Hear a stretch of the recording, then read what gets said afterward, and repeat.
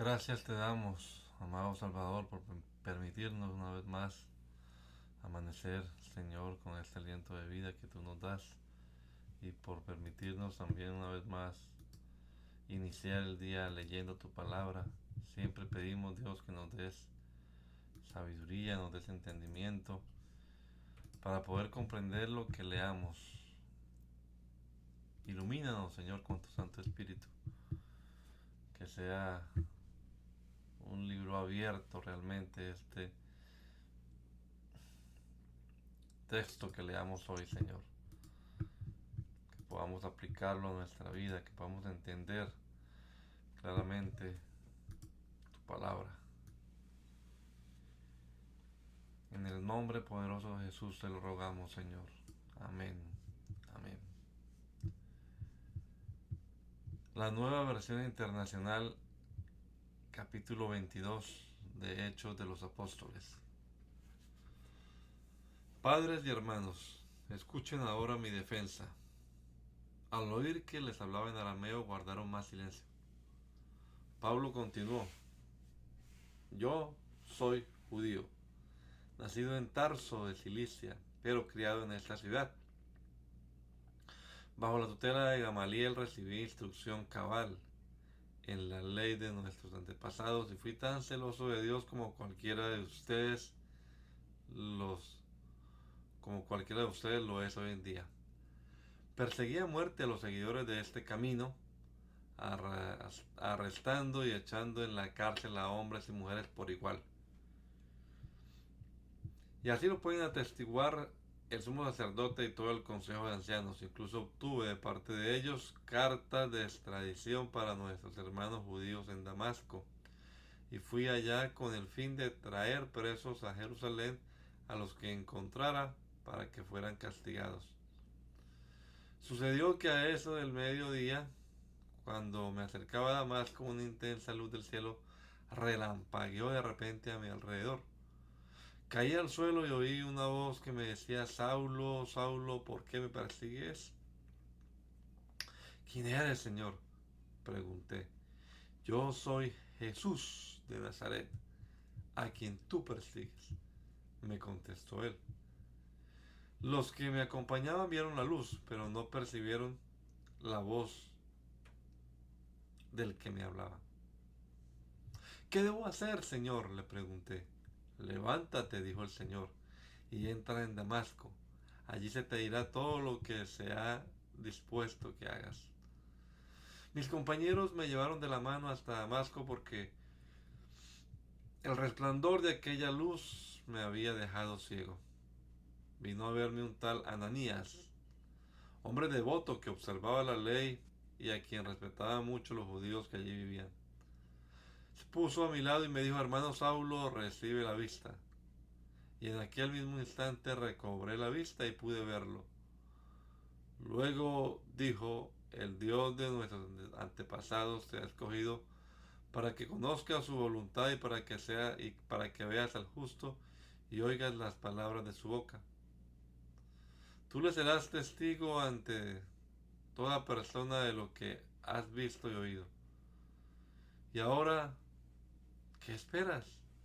Levántate, bautízate y lávate de tus pecados invocando su nombre. Cuando volví a Jerusalén, mientras oraba en el templo, tuve una visión y vi al Señor que me hablaba. Date prisa, sal inmediatamente de Jerusalén porque no aceptarán tu testimonio acerca de mí. Señor, le respondí, ellos saben que yo andaba de sinagoga en sinagoga encarcelando y azotando a los que creen en ti. Y cuando se derramaba la sangre de tu testimonio, Esteban, cuando se derramaba la sangre de tu testigo Esteban, ahí estaba yo, dando mi aprobación y cuidando la ropa de quienes lo mataban. Pero el Señor me replicó: vete, yo te enviaré lejos a los gentiles. La multitud estuvo escuchando a Pablo hasta que pronunció esas palabras y entonces levantaron la voz y gritaron: bórralo de la tierra, ese tipo no merece vivir. Como seguían gritando, tirando sus mantos y arrojando polvo al aire, el comandante ordenó que metieran a Pablo en el cuartel. mandó que lo interrogaran a latigazos con el fin de averiguar por qué gritaban así contra él. Cuando lo estaban sujetando con cadenas para azotarlo, Pablo le dijo al centurión que estaba allí: ¿permite la ley que ustedes azoten a un ciudadano romano antes de ser juzgado? Al oír esto, el centurión fue y avisó al comandante: ¿qué va a hacer usted? Resulta que ese hombre es ciudadano romano. El comandante se acercó a Pablo y le dijo: dime, ¿eres ciudadano romano? Sí, lo soy. A mí me costó una fortuna adquirir mi ciudadanía, le dijo el comandante. Pues yo la tengo de nacimiento, replicó Pablo. Los que iban a interrogarlo se retiraron enseguida. Al darse cuenta de que Pablo era ciudadano romano, el comandante mismo se asustó de haberlo encadenado. Al día siguiente, como el comandante quería saber con certeza de qué acusaban los judíos a Pablo, lo desató y mandó que se reunieran los jefes de los sacerdotes y el consejo en pleno, y luego llevó a Pablo para que compareciera ante ellos. Pablo se quedó mirando fijamente al consejo y dijo: hermanos, hasta hoy yo he actuado delante de Dios con toda buena conciencia. Ante esto, el sumo sacerdote Ananías ordenó a los que estaban cerca de Pablo que le golpearan en la boca. Hipócrita, a usted también lo voy a golpear. Hipócrita, a usted también lo va a golpear Dios, reaccionó Pablo. Ahí está sentado para juzgarme según la ley. ¿Y usted mismo viola la ley al mandar que me golpeen? Los que estaban junto a Pablo le interpelaron: ¿cómo te atreves a insultar al sumo sacerdote de Dios? Hermanos, no me había dado cuenta de que es el sumo sacerdote, respondió Pablo. De hecho, está escrito: no hables mal del jefe de tu pueblo. Pablo, sabiendo que unos de ellos eran saduceos y los demás fariseos, exclamó en el consejo: hermanos, yo soy fariseo de pura cepa. Me están juzgando porque he puesto mi esperanza en la resurrección de los muertos. Apenas dijo esto, surgió un altercado entre los fariseos y los saduceos, y la asamblea quedó dividida. Los saduceos sostienen que no hay resurrección, ni ángeles, ni espíritus. Los fariseos, en cambio, reconocen todo esto. Se produjo un gran alboroto, y algunos de los maestros de la ley, que eran fariseos, se pusieron de pie y protestaron. No encontramos ningún delito en este hombre, dijeron. ¿Acaso no podría haberle hablado un espíritu o un ángel? Se tornó tan violento el altercado que el comandante tuvo miedo de que hicieran pedazos a Pablo. Así que ordenó a los soldados que bajaran para sacarlo de allí por la fuerza y llevárselo al cuartel. A la noche siguiente el Señor se apareció a Pablo y le dijo: ánimo, así como has dado testimonio de mí en Jerusalén, es necesario que lo des también en Roma. Muy de mañana los judíos tramaron una conspiración y juraron bajo maldición no comer ni beber hasta que lograran matar a Pablo. Más de 40 hombres estaban implicados en esta conspiración. Se presentaron ante los jefes de los sacerdotes y los ancianos y les dijeron: nosotros hemos jurado bajo maldición no comer nada hasta que logremos matar a Pablo. Ahora, con el respaldo del consejo, pídanle al comandante que haga comparecer al reo ante ustedes, con el pretexto de obtener información más precisa sobre su caso. Nosotros estaremos listos para matarlo en el camino. Pero cuando el hijo de la hermana de Pablo se enteró de esta emboscada, entró en el cuartel y avisó a Pablo. Este llamó entonces a uno de los centuriones y le pidió: lleve a este joven al comandante, porque tiene algo que decirle. Así que el centurión lo llevó al comandante y le dijo: el preso Pablo me llamó y me pidió que le trajera a este joven, porque tiene algo que decirle. El comandante tomó de la mano al joven, lo llevó aparte y le preguntó: ¿qué quieres decirme? Los judíos se han puesto de acuerdo para pedirle a usted que mañana lleve a Pablo ante el consejo con el pretexto de obtener más información, de obtener información más precisa acerca de él. No se deje convencer, porque más de 40 de ellos lo esperan emboscados. Han jurado bajo maldición no comer ni beber hasta que hayan logrado matarlo. Ya están listos. Solo aguardan a que usted les conceda su petición. El comandante despidió al joven con esta advertencia: no le digas a nadie que me has informado de esto. Entonces el comandante llamó a 2 de sus centuriones y les ordenó: alisten un destacamento de 200 soldados de infantería, 70 de caballería y 200 lanceros para que vayan a Cesarea esta noche a las 9. Y preparen cabalgaduras para llevar a Pablo sano y salvo al gobernador Félix.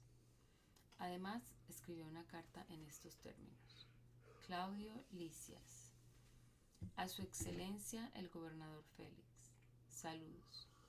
Los judíos prendieron a este hombre y estaban a punto de matarlo, pero yo llegué con mis soldados y lo rescaté, porque me había enterado de que es ciudadano romano. Yo quería saber de qué lo acusaban, así que lo llevé al consejo judío. Descubrí que lo acusaban de algunas cuestiones de su ley, pero no había contra él cargo alguno que mereciera la muerte o la cárcel. Cuando me informaron que se tramaba una conspiración contra este hombre, decidí enviarlo a usted enseguida. También les ordené a sus acusadores que expongan delante de usted los cargos que tengan contra él. Así que los soldados, según se les había ordenado, tomaron a Pablo y lo llevaron de noche hasta Antípatris. Al día siguiente dejaron que la caballería siguiera con él mientras ellos volvían al cuartel. Cuando la caballería llegó a Cesarea, le entregaron la carta al gobernador y le presentaron también a Pablo. Félix leyó la carta y preguntó de qué provincia era. Al enterarse de que Pablo era de Cilicia, le dijo: te daré audiencia cuando lleguen tus acusadores, y ordenó que lo dejaran bajo custodia en el palacio de Herodes. 5 días después, el sumo sacerdote Ananías bajó a Cesarea con algunos de los ancianos y un abogado llamado Tértulo para presentar ante el gobernador las acusaciones contra Pablo. Cuando se hizo comparecer al acusado, Tértulo expuso su caso ante Félix. Excelentísimo Félix, bajo su mandato hemos disfrutado de un largo periodo de paz y gracias a la previsión suya se han llevado a cabo reformas en pro de esta nación. En todas partes y en toda ocasión reconocemos esto con profunda gratitud, pero a fin de no importunarlo más, le ruego que con la bondad que lo caracteriza nos escuche brevemente. Hemos descubierto que este hombre es una plaga que por todas partes anda provocando disturbios entre los judíos. Es cabecilla de la secta de los nazarenos. Incluso trató de profanar el templo. Por eso lo prendimos. Usted mismo, al interrogarlo, podrá cerciorarse de la verdad de todas las acusaciones que presentamos contra él. Los judíos corroboraron la acusación afirmando que todo esto era cierto. Cuando el gobernador, con un gesto, le concedió la palabra, Pablo respondió: sé que desde hace muchos años usted ha sido juez de esta nación, así que de buena gana presento mi defensa. Usted puede comprobar fácilmente que no hace más de 12 días que subí a Jerusalén para adorar. Mis acusadores no me encontraron discutiendo con nadie en el templo, ni promoviendo motines entre la gente de las sinagogas, ni en ninguna otra parte de la ciudad. Tampoco pueden probarle a usted las cosas que ahora me acusan. Sin embargo, esto sí confieso, que adoro al Dios de nuestros antepasados siguiendo este camino que mis acusadores llaman secta, pues estoy de acuerdo con todo lo que enseña la ley y creo lo que está escrito en los profetas. Tengo en Dios la misma esperanza que estos hombres profesan, de que habrá una resurrección de los justos y de los injustos. En todo esto procuro conservar siempre limpia mi conciencia delante de Dios y de los hombres. Después de una ausencia de varios años, volví a Jerusalén para traerle donativos a mi pueblo y presentar ofrendas. En esto estaba, habiéndome ya purificado, cuando me encontraron en el templo. No me acompañaba ninguna multitud ni estaba implicado en ningún disturbio. Los que me vieron eran algunos judíos de la provincia de Asia y son ellos los que deberían estar delante de usted para formular sus acusaciones si es que tienen algo contra mí. De otro modo, estos que están aquí deberían declarar qué delito hallaron en mí cuando comparecí ante el consejo, a no ser lo que exclamé en presencia de ellos. Es por la resurrección de los muertos, por lo que hoy me encuentro procesado delante de ustedes. Entonces Félix, que estaba bien informado del camino, suspendió la sesión. Cuando venga el comandante Lisias, decidiré su cargo, le dijo. Luego le ordenó al centurión que mantuviera custodiado a Pablo, pero que le diera cierta libertad y permitiera que sus amigos lo atendieran. Algunos días después llegó Félix con su esposa Drusila, que era judía. Mandó llamar a Pablo y lo escuchó hablar acerca de la fe en Cristo Jesús. Al disertar Pablo sobre la justicia, el dominio propio y el juicio venidero, Félix tuvo miedo y le dijo: basta por ahora, puedes retirarte. Cuando sea oportuno te mandaré llamar otra vez. Félix también esperaba que Pablo le ofreciera dinero, por eso mandaba llamarlo con frecuencia y conversaba con él. Transcurridos 2 años, Félix tuvo como sucesor a Porcio Festo, pero como Félix quería congraciarse con los judíos, le dejó preso a Pablo. 3 días después de llegar a la provincia, Festo subió de Cesarea a Jerusalén. Entonces los jefes de los sacerdotes y los dirigentes de los judíos presentaron sus acusaciones contra Pablo. Insistentemente le pidieron a Festo que les hiciera el favor de trasladar a Pablo a Jerusalén. Lo cierto es que ellos estaban preparando una emboscada para matarlo en el camino. Festo respondió: Pablo está preso en Cesarea y yo mismo partiré en breve para allá. Que vayan conmigo algunos de los dirigentes de ustedes y formulen allí sus acusaciones contra él, si es que ha hecho algo malo. Después de pasar entre los judíos unos 8 o 10 días, Festo bajó a Cesarea y al día siguiente convocó al tribunal y mandó que le trajeran a Pablo. Cuando éste se presentó, los judíos que habían bajado de Jerusalén lo rodearon, formulando contra él muchas acusaciones graves que no podían probar. Pablo se defendía: no he cometido ninguna falta, ni contra la ley de los judíos, ni contra el templo, ni contra el emperador. Pero Festo, queriendo congraciarse con los judíos, le preguntó: ¿estás dispuesto a subir a Jerusalén para ser juzgado allí ante mí? Pablo contestó: ya estoy ante el tribunal del emperador, que es donde se me debe juzgar. No les he hecho ningún agravio a los judíos, como usted sabe muy bien. Ni soy culpable de haber hecho algo que merezca la muerte. No me niego a morir. Sí, soy culpable de haber hecho algo que merezca la muerte, no me niego a morir. Pero si son ciertas las acusaciones que esos judíos formulan contra mí, nadie tiene el derecho de entregarme a ellos para complacerlos. Apelo al emperador. Después de consultar con sus asesores, Festo declaró: has apelado al emperador irás.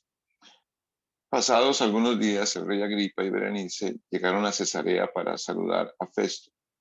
Como entretuvieron allí varios días, Festo le presentó al rey el caso de Pablo. Hay aquí un hombre, le dijo, que Félix dejó preso. Cuando fui a Jerusalén, los jefes de los sacerdotes y los ancianos de los judíos presentaron acusaciones contra él y exigieron que se le condenara. Le respondí que no es costumbre de los romanos entregar a ninguna persona sin antes concederle al acusado un careo con sus acusadores y darle la oportunidad de defenderse de los cargos.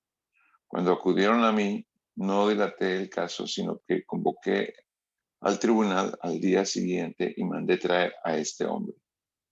Al levantarse para hablar, sus acusadores no alegaron en su contra ninguno de los delitos que yo había supuesto. Más bien tenían contra él algunas cuestiones tocantes a su propia religión y sobre un tal Jesús, ya muerto, que Pablo sostiene que está vivo. Yo no sabía cómo investigar tales cuestiones, así que le pregunté si estaba dispuesto a ir a Jerusalén para ser juzgado allí con respecto a esos cargos. Pero como Pablo apeló para que se le reservara el fallo al emperador, ordené que quedara detenido hasta ser remitido a Roma. A mí también me gustaría oír a ese hombre, le dijo Agripa a Festo. Pues mañana mismo lo oirá usted, le contestó Festo. Al día siguiente, Agripa y Berenice se presentaron con gran pompa y entraron en la sala de la audiencia acompañados por oficiales de alto rango y por las personalidades más distinguidas de la ciudad. Festo mandó que le trajeran a Pablo y dijo: Rey Agripa y todos los presentes, aquí tienen a este hombre. Todo el pueblo judío me ha presentado una demanda contra él, tanto en Jerusalén como aquí en Cesarea, pidiendo a gritos su muerte. He llegado a la conclusión de que él no ha hecho nada que merezca la muerte, pero como apeló al emperador, he decidido enviarlo a Roma. Este problema es que no tengo definido nada que escribir al soberano acerca de él. Por eso lo he hecho comparecer ante ustedes, y especialmente delante de usted, Rey Agripa, para que como resultado de esta investigación tenga yo algunos datos para mi cargo. Me parece absurdo enviar un preso sin especificar los cargos contra él. Entonces Agripa le dijo a Pablo: ¿tienes permiso para defenderte? Y Pablo hizo un ademán con la mano y comenzó así su defensa.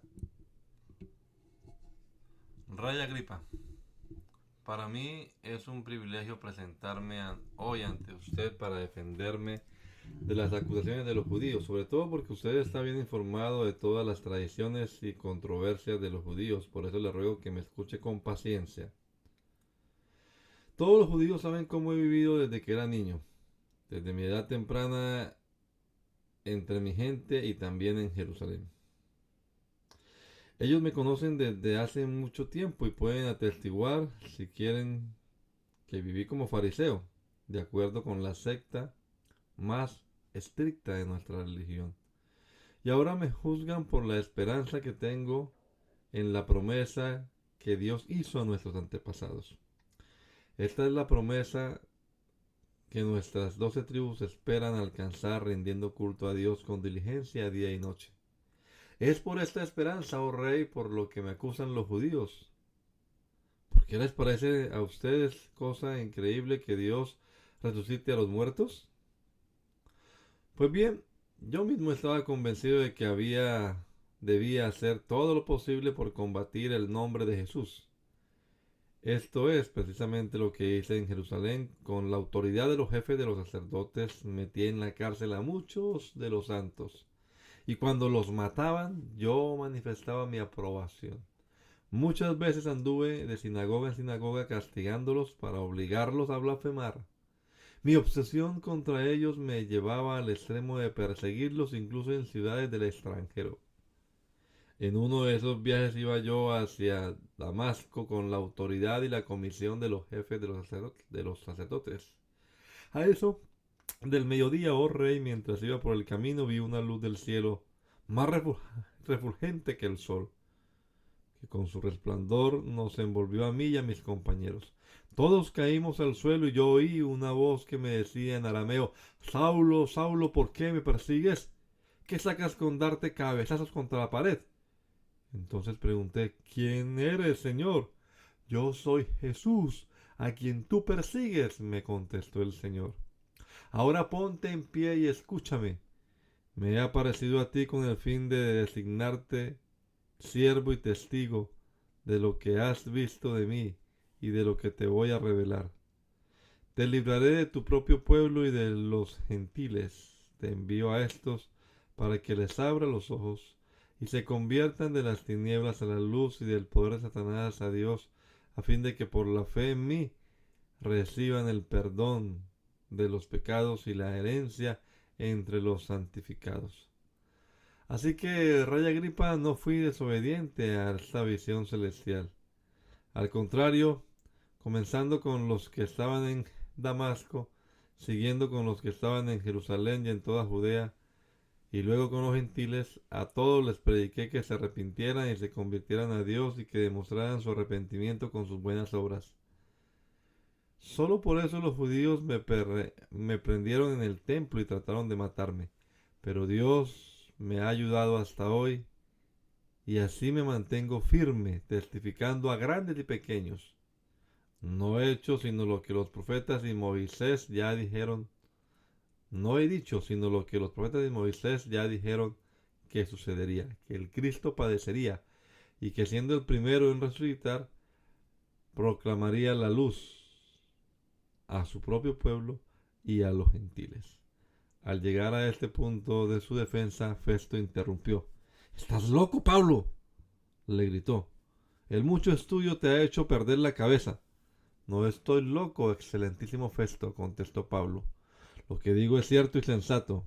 El rey está familiarizado con estas cosas y por eso hablo ante él con tanto atrevimiento. Estoy convencido de que nada de esto ignora, porque no sucedió en un rincón. Rey Agripa, ¿crees en los profetas? A mí me consta que sí. Un poco más y me convences de hacerme cristiano, le dijo Agripa. Sea por poco o por mucho, le replicó Pablo, le pido a Dios que no solo usted, sino también todos los que me están escuchando hoy lleguen a ser como yo, aunque sin estas cadenas. Se levantó el rey y también el gobernador, Berenice y los que estaban sentados con ellos. Al retirarse decían entre sí: este hombre no ha hecho nada que merezca la muerte ni la cárcel. Y Agripa le dijo a Festo: se podría poner en libertad a este hombre si no hubiera apelado al emperador. Cuando se decidió que navegáramos rumbo a Italia, entregaron a Pablo y a algunos otros presos a un centurión llamado Julio, que pertenecía al batallón imperial. Subimos a bordo de un barco con matrícula de Adramitio, que estaba a punto de zarpar hacia los puertos de la provincia de Asia, y nos hicimos a la mar.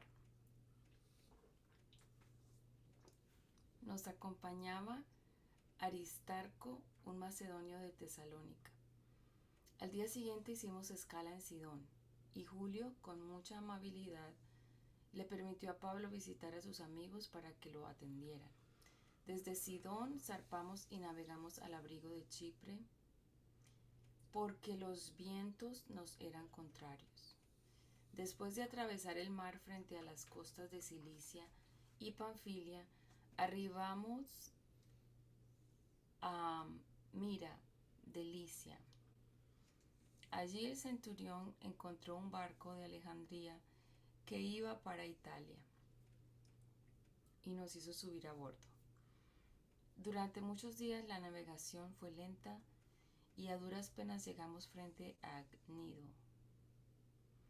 Como el viento nos era desfavorable para seguir el rumbo trazado, navegamos al amparo de Creta, frente a Salmona.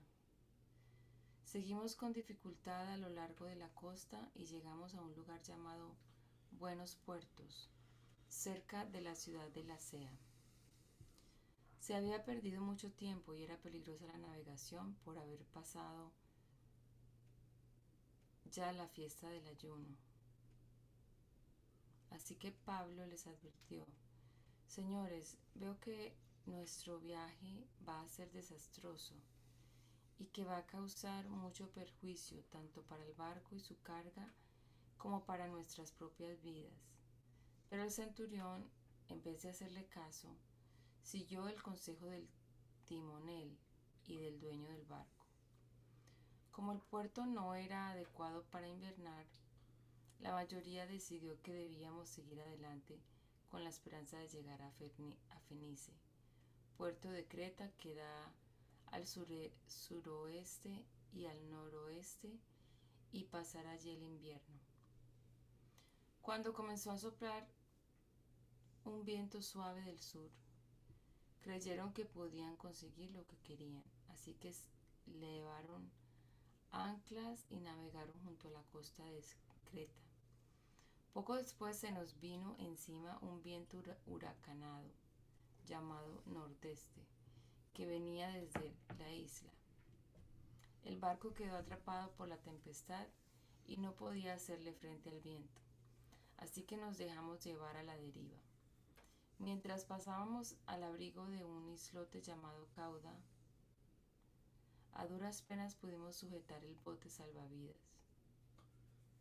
Después de subirlo a bordo, amarraron con sogas todo el casco del barco para reforzarlo.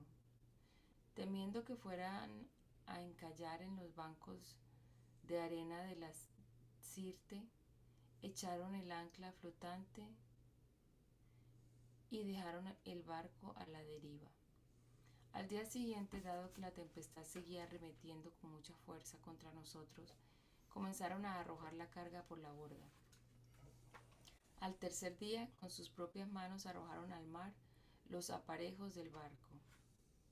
Como pasaron muchos días sin que aparecieran ni el sol ni las estrellas, y la tempestad seguía arreciando, perdimos al fin toda esperanza de salvarnos.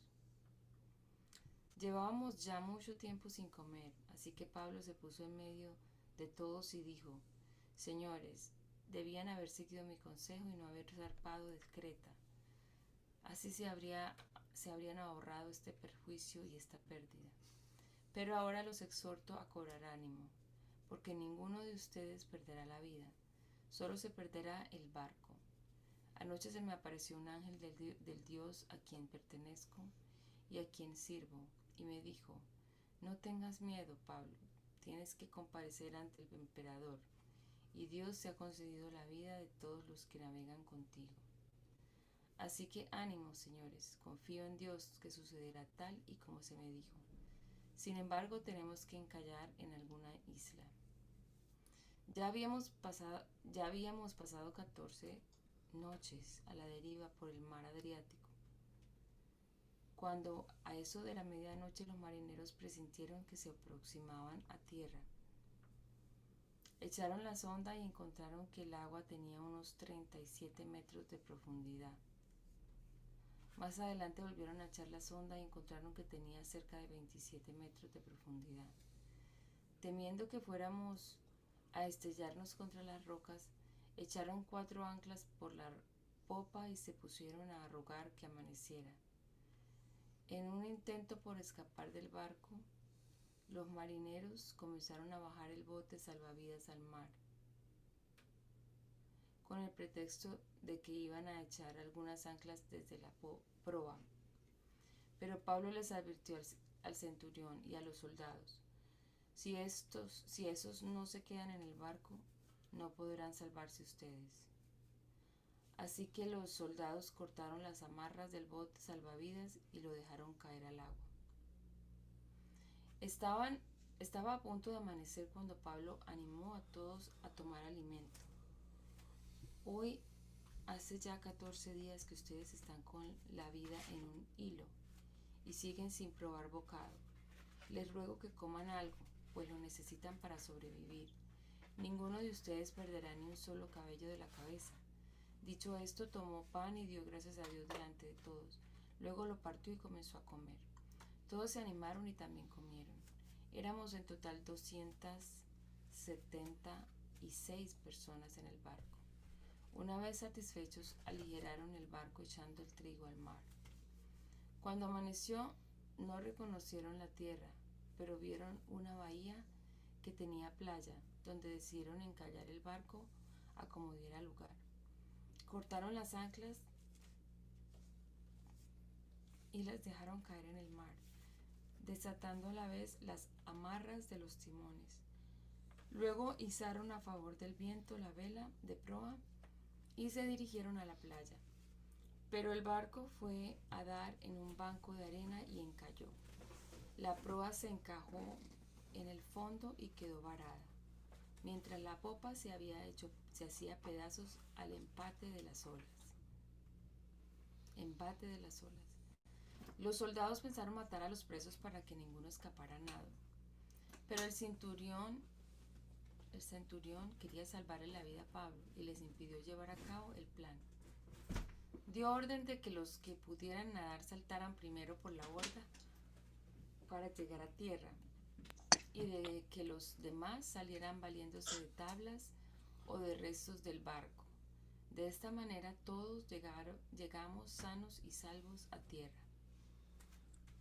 Una vez a salvo, nos enteramos de que la isla se llamaba Malta.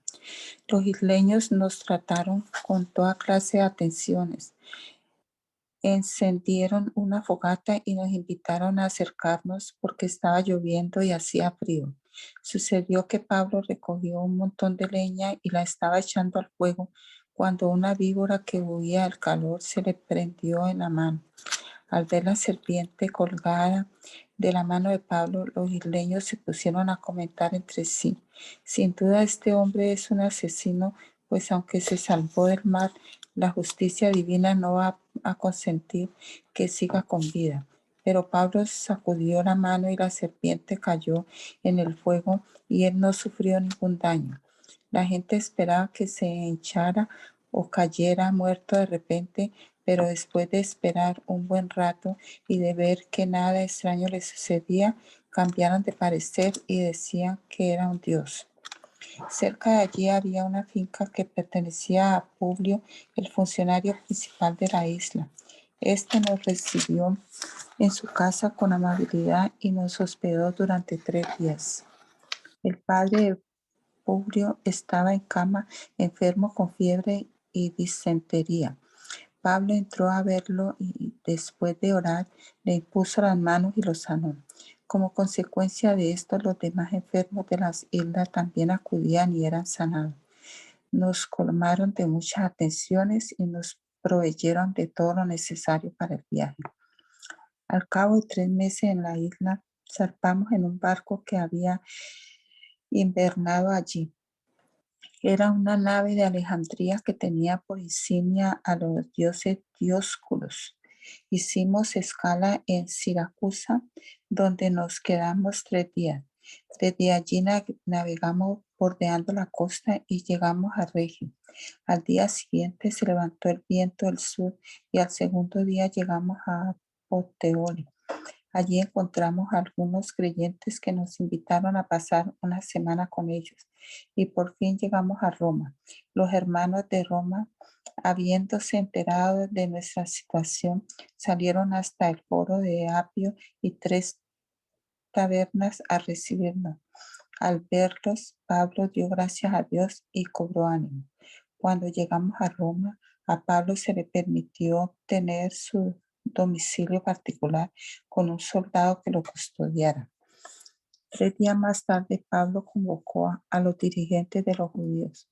Cuando estuvieron reunidos, les dijo: a mí, hermanos, a pesar de no haber hecho nada contra mi pueblo ni contra las costumbres de nuestros antepasados, me arrestaron en Jerusalén y me entregaron a los romanos. Estos me interrogaron y quisieron soltarme por no ser yo culpable de ningún delito que mereciera la muerte. Cuando los judíos se opusieron, me vi obligado a apelar al emperador, pero no porque tuviera alguna acusación que presentar contra mi nación. Por este motivo he pedido verlos y hablar con ustedes. Precisamente por la esperanza de Israel estoy encadenado. Nosotros no hemos recibido ninguna carta de Judea que tenga que ver contigo. Le contestaron ellos, ni ha llegado ninguno de los hermanos de allá con malos informes o que haya hablado mal de ti. Pero queremos oír tu punto de vista porque lo único que sabemos es que en todas partes se habla en contra de esa secta. Señalaron un día para reunirse con Pablo y acudieron en mayor número a la casa donde estaba alojado. Desde la mañana hasta la tarde estuvo explicándoles y testificándoles acerca del reino de Dios y tratando de convencerlos respecto a Jesús, partiendo de la ley de Moisés y de los profetas. Unos se convencieron por lo que él decía, pero otros se negaron a creer. No pudieron ponerse de acuerdo entre sí y comenzaron a irse cuando Pablo añadió esta última declaración. Con razón el Espíritu Santo les habló a sus antepasados por medio del profeta Isaías diciendo, ve a este pueblo y dile, por mucho que oigan no entenderán, por mucho que vean no percibirán, porque el corazón de este pueblo se ha vuelto insensible. Se les han embotado los oídos y se les han cerrado los ojos. De lo contrario, verían con los ojos, oirían con los oídos, entenderían con el corazón y se convertirían y yo los sanaría. Por tanto, quiero que sepan que esta salvación de Dios se ha enviado a los gentiles y ellos sí escucharán. Durante 2 años completos permaneció Pablo en la casa que tenía alquilada y recibía a todos los que iban a verlo y predicaba el reino de Dios y enseñaba acerca del Señor Jesucristo sin impedimento y sin temor alguno.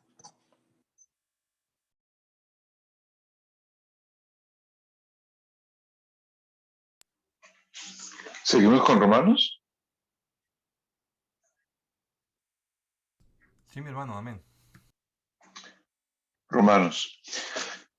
Pablo, siervo de Cristo Jesús, llamado a ser apóstol, apartado para anunciar el Evangelio de Dios, que por medio de sus profetas ya había prometido en las Sagradas Escrituras. Este Evangelio habla de su Hijo, que según la naturaleza humana era descendiente de David, pero que según el Espíritu de Santidad fue designado con poder Hijo de Dios por la resurrección. Él es Jesucristo nuestro Señor. Por medio de Él y en honor a su nombre recibimos el don apostólico para persuadir a todas las naciones que obedezcan a la fe. Entre ellas están incluidos también ustedes, a quienes Jesucristo ha llamado. Les escribo a todos ustedes, los amados de Dios que están en Roma, que han sido llamados a ser santos. Que Dios nuestro Padre y el Señor Jesucristo les concedan gracia y paz. En primer lugar, por medio de Jesucristo doy gracias a mi Dios por todos ustedes, pues en el mundo entero se habla bien de su fe. Dios, a quien sirvo de corazón, predicando el Evangelio de su Hijo, me es testigo de que los recuerdo a ustedes sin cesar. Siempre pido en mis oraciones que, si es la voluntad de Dios, por fin se me abra ahora el camino para ir a visitarlos. Tengo muchos deseos de verlos para impartirles algún don espiritual que los fortalezca. Mejor dicho, para que unos a otros nos animemos con la fe que compartimos. Quiero que sepan, hermanos, que aunque hasta ahora no he podido visitarlos, muchas veces me he propuesto hacerlo para recoger algún fruto entre ustedes, tal como lo he recogido entre las otras naciones. Estoy en deuda con todos, sean cultos o incultos, instruidos o ignorantes.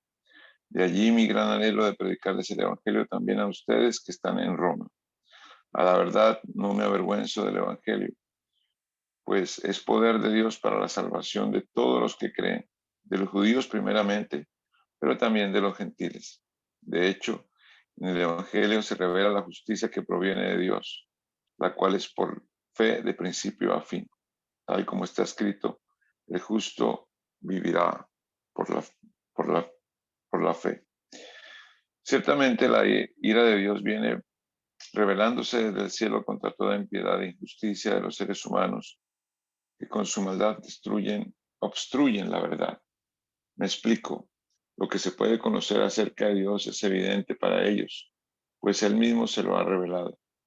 Porque desde la creación del mundo, las cualidades invisibles de Dios, es decir, su eterno poder y su naturaleza divina, se perciben claramente a través de lo que Él creó, de modo que nadie tiene excusa.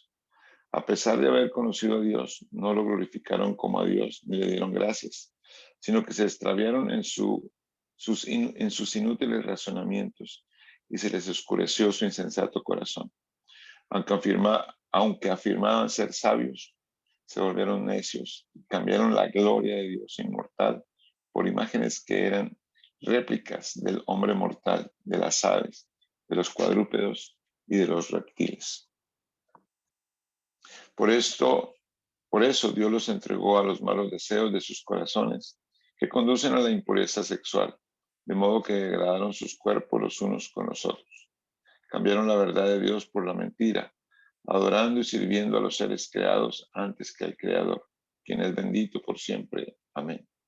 Por tanto, Dios los entregó a pasiones vergonzosas. En efecto, las mujeres cambiaron las relaciones naturales por las que van contra la naturaleza. Asimismo, los hombres dejaron las relaciones naturales con la mujer y se encendieron en pasiones lujuriosas los unos con los otros. Hombres con hombres cometieron actos indecentes y en sí mismos recibieron el castigo que merecía su perversión.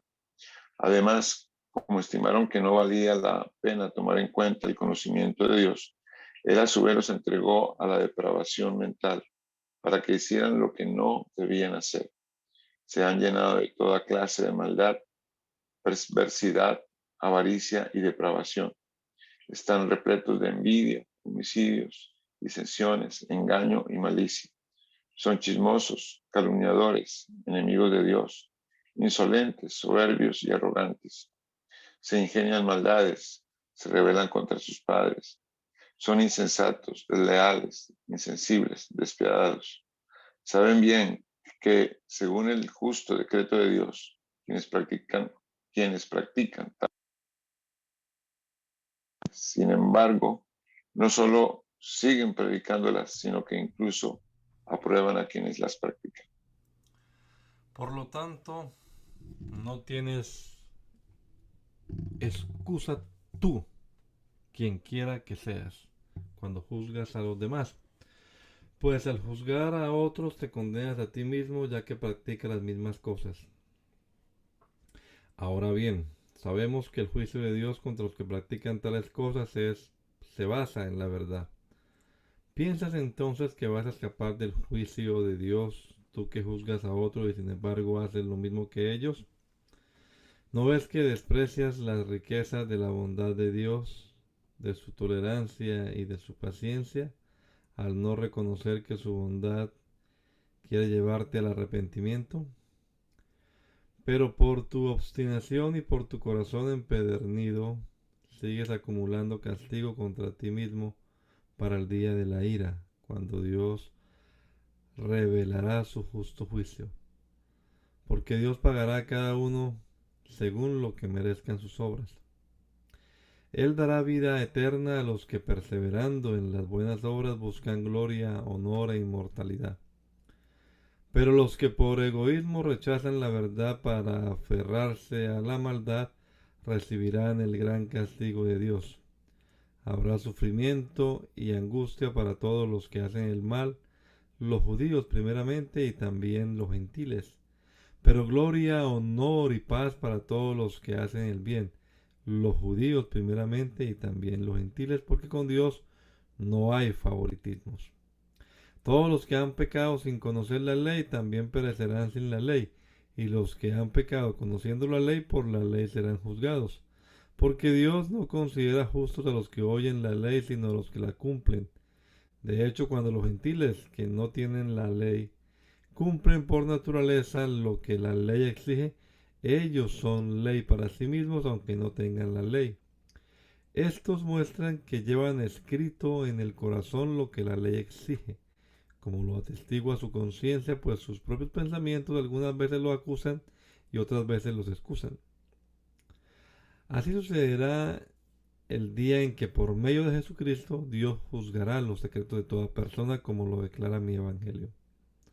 Ahora bien, tú que llevas el nombre de judío, que dependes de la ley y te jactas de tu relación con Dios, que conoces su voluntad y sabes discernir lo que es mejor porque eres instruido por la ley, que estás convencido de ser guía de los ciegos y luz de los que están en la oscuridad, instructor de los ignorantes, maestro de los sencillos, pues tienes en la ley la esencia misma del conocimiento y de la verdad. En fin, tú que enseñas a otros, ¿no te enseñas a ti mismo?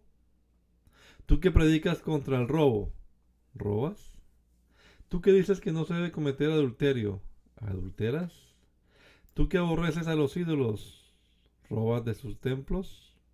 Tú que te jactas de la ley, ¿deshonras a Dios quebrantando la ley? Así está escrito: por causa de ustedes se blasfema el nombre de Dios entre los gentiles. La circuncisión tiene valor si observa la ley, pero si la quebrantas viene a ser como un incircunciso. Por lo tanto, si los gentiles cumplen los requisitos de la ley, no se les condenará, no se les considerará como si estuvieran circuncidados. El que no está físicamente circuncidado, pero obedece la ley, te condenará a ti, que a pesar de tener el mandamiento escrito y la circuncisión, quebrantas la ley. Lo exterior no hace a nadie judío, ni consiste la circuncisión en una señal en el cuerpo. El verdadero judío lo es interiormente, y la circuncisión es la del corazón, la que realiza el espíritu, no el mandamiento escrito. Al que es judío así, lo alaba Dios y no la gente. Entonces, ¿qué se gana con ser judío o qué valor tiene la circuncisión? Mucho, desde cualquier punto de vista. En primer lugar, a los judíos se les confiaron las palabras mismas de Dios. Pero entonces, si a alguno les faltó la fe, ¿acaso su falta de fe anula la fidelidad de Dios? De ninguna manera. Dios es siempre veraz, aunque el hombre sea mentiroso. Así está escrito. Por eso, eres justo en tu sentencia y triunfarás cuando te juzguen. Pero si nuestra injusticia pone de relieve la justicia de Dios, ¿qué diremos? ¿Que Dios es injusto al descargar sobre nosotros su ira? Hablo en términos humanos. De ninguna manera. Si así fuera, ¿cómo podría Dios juzgar al mundo? Alguien podría objetar: si mi mentira destaca la verdad de Dios y así aumenta su gloria, ¿por qué todavía se me juzga como pecador? ¿Por qué no decir: hagamos lo malo para que venga lo bueno? Así nos calumnian algunos, asegurando que eso es lo que enseñamos, pero bien merecida se tiene la condenación. ¿A qué conclusión llegamos? ¿Acaso los judíos somos mejores? De ninguna manera. Ya hemos demostrado que tanto los judíos como los gentiles están bajo el pecado. Así está escrito: no hay un solo justo, ni siquiera uno. No hay nadie que entienda, nadie que busque a Dios. Todos se han descarriado, a una se han corrompido. No hay nadie que haga lo bueno, no hay uno solo. Su garganta es un sepulcro abierto, con su lengua profieren engaños. Veneno de víbora hay en sus labios. Llena está su boca de maldiciones y de amargura. Veloces son sus pies para ir a derramar sangre. Dejan ruina y miseria en sus caminos, y no conocen la senda de la paz. No hay temor de Dios delante de sus ojos. Ahora bien, sabemos que todo lo que dice la ley lo dice a quienes están sujetos a ella, para que todo el mundo se calle la boca y quede convicto delante de Dios. Por tanto, nadie será justificado en presencia de Dios por hacer las obras que exige la ley. Más bien, mediante la ley cobramos conciencia del pecado. Pero ahora, sin la mediación de la ley, se ha manifestado la justicia de Dios, de la que dan testimonio la ley y los profetas. Esta justicia de Dios llega, mediante la fe en Jesucristo, a todos los que creen. De hecho, no hay distinción, pues todos han pecado y están privados de la gloria de Dios, pero por su gracia son justificados gratuitamente mediante la redención que Cristo Jesús efectuó. Dios lo ofreció como un sacrificio de expiación que se recibe por la fe en su sangre, para así demostrar su justicia. Anteriormente, en su paciencia, Dios había pasado por alto los pecados, pero en el tiempo presente ha ofrecido a Jesucristo para manifestar su justicia. De este modo Dios es justo y a la vez el que justifica a los que tienen fe en Jesús. ¿Dónde pues está la jactancia? Queda excluida. ¿Por cuál principio? ¿Por el de la observancia de la ley? No, sino por el de la fe. Porque sostenemos que todos somos justificados por la fe y no por las obras de la ley, no por las obras que la ley exige. ¿Es acaso Dios solo Dios de los judíos? ¿No lo es también de los gentiles? Sí, también es Dios de los gentiles, pues no hay más que un solo Dios. Él justificará por la fe a los que están circuncidados y mediante esa misma fe a los que no lo están. ¿Quiere decir que anulamos la ley con la fe? De ninguna manera. Más bien, confirmamos la ley. Entonces, ¿qué diremos en el caso de nuestro antepasado Abraham?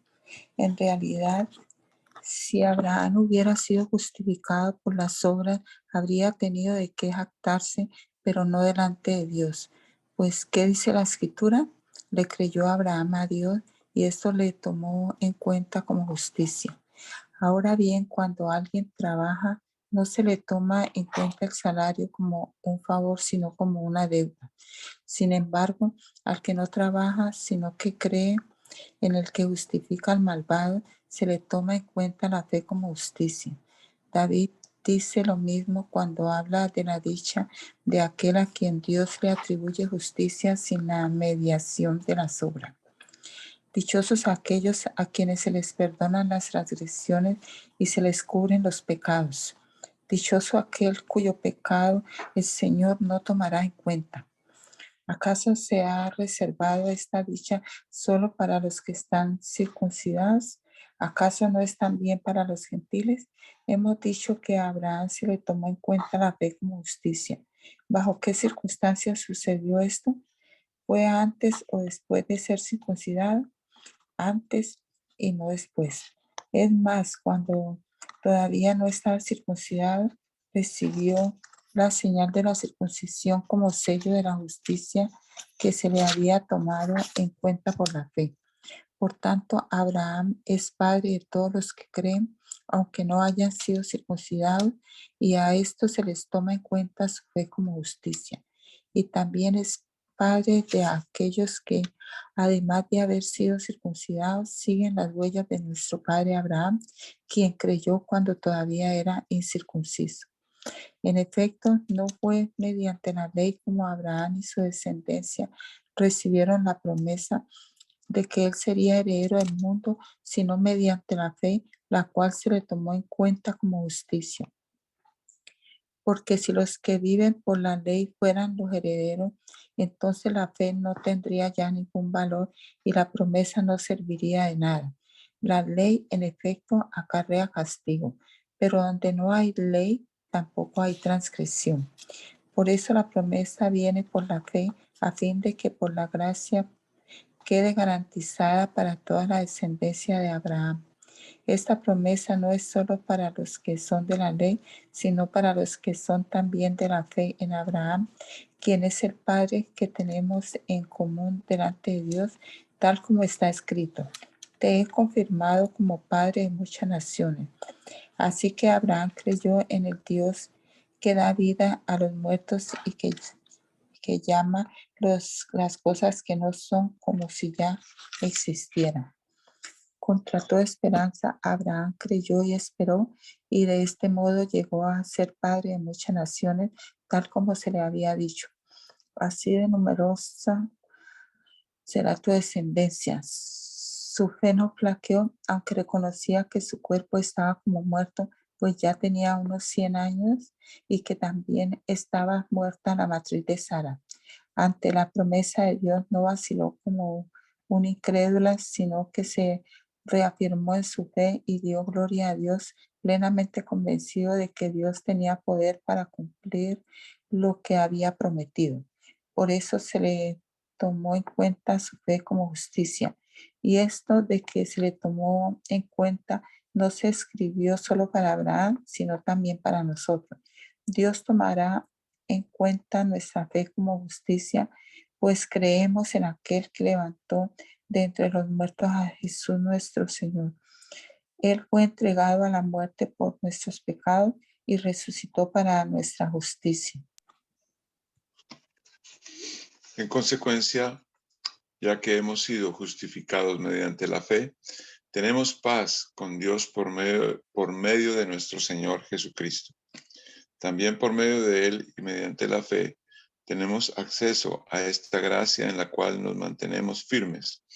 Así que nos regocijamos en la esperanza de alcanzar la gloria de Dios. Y no solo en esto, sino también en nuestros sufrimientos, porque sabemos que el sufrimiento produce perseverancia. La perseverancia, entereza de carácter, la entereza de carácter, esperanza. Y esta esperanza no nos defrauda, porque Dios ha derramado su amor en nuestro corazón por el Espíritu Santo que nos ha dado. A la verdad, como éramos incapaces de salvarnos, en el tiempo señalado Cristo murió por los malvados. Difícilmente habrá quien muera por un justo, aunque tal vez haya quien se atreva a morir por una persona buena. Pero Dios demuestra su amor por nosotros en esto, en que cuando todavía éramos pecadores, Cristo murió por nosotros. Y ahora que hemos sido justificados por su sangre, con cuánta más razón, por medio de él, seremos salvados del castigo de Dios. Porque si, cuando éramos enemigos de Dios, fuimos reconciliados con él mediante la muerte de su Hijo, con cuánta más razón, habiendo sido reconciliados, seremos salvados por su vida. Y no solo esto, sino que también nos regocijamos en Dios por nuestro Señor Jesucristo, pues gracias a Él ya hemos recibido la reconciliación. Por medio de un solo hombre el pecado entró en el mundo, y por medio del pecado entró la muerte. Fue así como la muerte pasó a toda la humanidad, porque todos pecaron. Antes de promulgarse la ley, ya existía el pecado en el mundo. Es cierto que el pecado no se toma en cuenta cuando no hay ley. Sin embargo, desde Adán hasta Moisés, la muerte reinó, incluso sobre los que no pecaron, quebrantando un mandato, como lo hizo Adán, quien es figura de aquel que había de venir. Pero la transgresión de Adán no puede compararse con la gracia de Dios, pues si por la transgresión de un solo hombre murieron todos, ¿cuánto más el don que vino por la gracia de un solo hombre, Jesucristo, abundó para todos? Tampoco se puede comparar la dádiva de Dios con las consecuencias del pecado de Adán. El juicio que lleva a la condenación fue resultado de un solo pecado, pero la dádiva que lleva a la justificación tiene que ver con una multitud de transgresiones. Pues si por la transgresión de un solo hombre reinó la muerte, con mayor razón los que reciben en abundancia la gracia y el don de la justicia reinarán en vida por medio de un solo hombre, Jesucristo.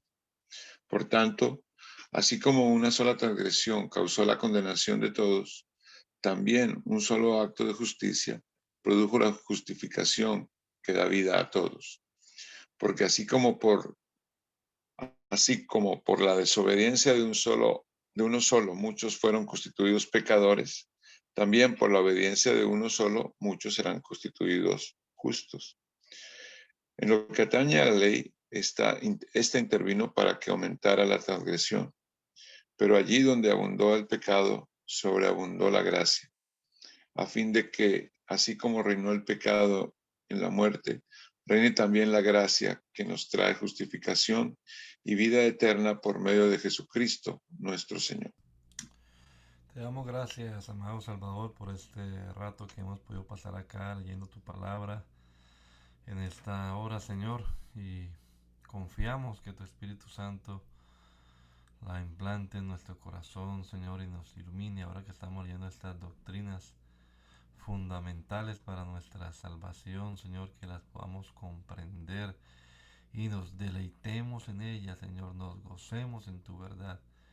Y también seamos capaces, Señor, con sencillez de explicárselas a nuestros hijos, a las nuevas generaciones, a los amigos, a quienes podamos, Señor, a quienes tú nos pongas en contacto en este día. Guíanos, Padre amado, para hacer tu voluntad y agradarte en todo. Te lo rogamos en el nombre poderoso de Jesús. Amén